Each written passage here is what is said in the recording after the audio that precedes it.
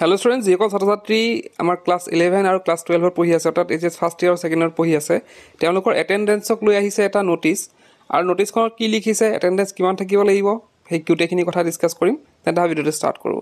ইয়াতে আছে any students who has prosecuted a regular course of study either in HS first year, in the second year class may be admitted to HS first year examination or HS final examination in appropriate stream as regular candidate provided she attended 75% of the classes held in each subject. তো ইয়াতে কি কৈছে যে যিসকল ছাত্ৰ ছাত্ৰী HS first year বা second year admission লৈছে, তেওঁলোকৰ পৰীক্ষা যদি দিবলৈ যায় তেওঁলোকক কিমান লাগিব, 75% লাগিব।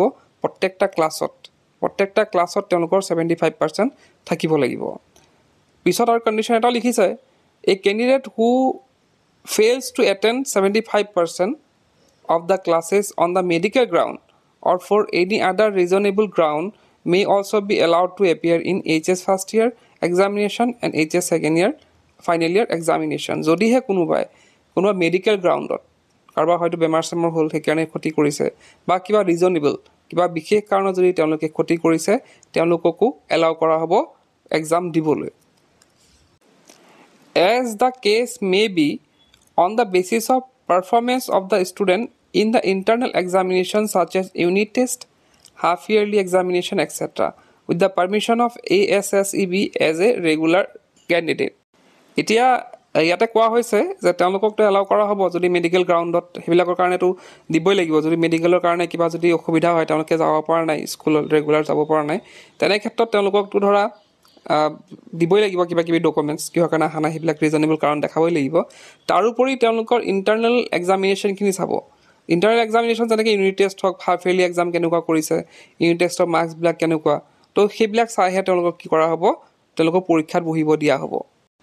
আৰু সেইটোৰ কাৰণে সকলোখিনি চাই পেলাই কি কৰিব, ASSEBয়ে কি কৰিব, সেইটো পাৰ্মিশ্যন দিব যে তেওঁলোকক বহিব দিব লাগে। যদি ধৰা তেওঁ স্কুলো অহা নাই, তেওঁ পাৰফৰ্মেঞ্চো বেয়া, তেনে ক্ষেত্ৰত কিন্তু তেওঁলোকে হয়তো ছাত্ৰ বা ছাত্ৰীজনক পৰীক্ষা নিদিও দিব পাৰে, মানে পৰীক্ষাৰ পৰা আঁতৰাই ৰাখিব পাৰে।